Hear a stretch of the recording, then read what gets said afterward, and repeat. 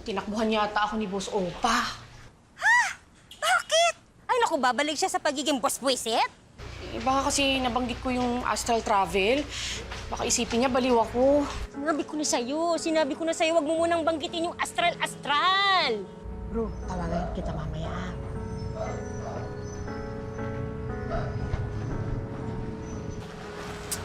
Darius, may problema ba sa akin? Ay! Kung Diyos ko, Lord, ano nangyari sa'yo? Hindi. Bumukas siguro yung hintahin ng sugat ko. Naku, kailangan mo madala sa ospital. Sige na, pumasok ka na dito. Ako na magdadrive. Sige na. Naku, ang dami namang dugo. Dahan-dahan. Okay? Eto na, susi.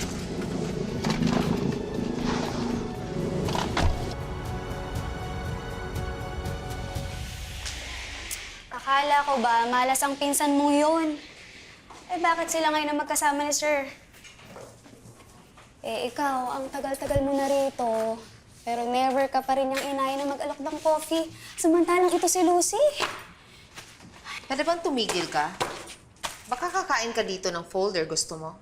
Miss Farah, ang sa akin lang.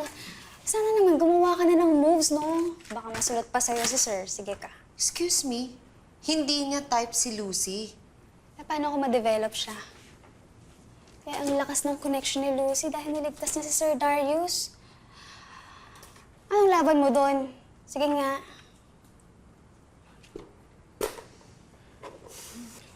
Paano nga ba niligtas ni Lucy si Sir? Ang hirap isipin na nakita lang niya si Sir Darius sa loob ng construction site. Eh, wala naman dumadaang tao doon. Diba? Nalaman daw ang lugar ni Darius dahil na naginip siya. Tinatawag ng vision daw.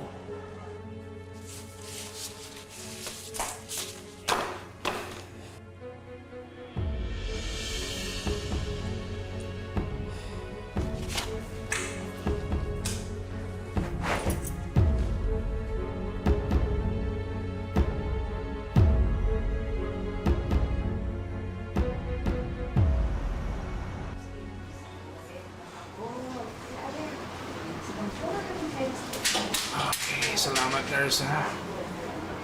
Salamat. Masakit pa ba? I'm okay. Pasensya ka na, Lucy. Iniwanan kita kanina. Kumikirot na talaga eh. Ayoko naman sabihin sa'yo. Akala ko nga, tinakbuhan mo na ako eh. Bakit ka naman gagawin yan? Dahil sa mga sinasabi ko kanina. Yung sa astral travel. That's different. Matagal mo bang ginagawa yun? Bata ka pa? Eh, hindi. Ngayon lang naulit at biglaan pa nga. Basta nakita ko na lang yung sarili kong katawan habang natutulog. Tapos narinig ko yung paghingi mo ng tulong. Nalid yung astral soul ko papunta dun sa hukay kung nasaan ka. Galing, ano? Paano nangyayari yun? Eh, hindi ko rin alam eh. Pero baka kasi may connection yung souls natin. Parang Soulmate. soulmates. Sorry ah. Parang pang K-drama yung concept. Tsaka ang corny, lalo na sa mga edad natin. Pero ikaw ba naniniwala ka sa mga ganon?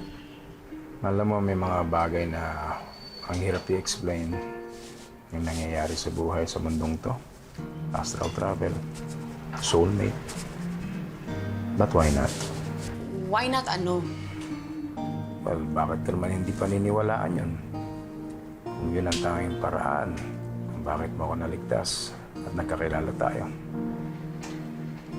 Pero nag-meet na nga tayo, di ba? Hindi nga lang okay yung first time. But this time it's special. Lucy, gusto kitang makilala ng mas mabuti. If that's okay with you.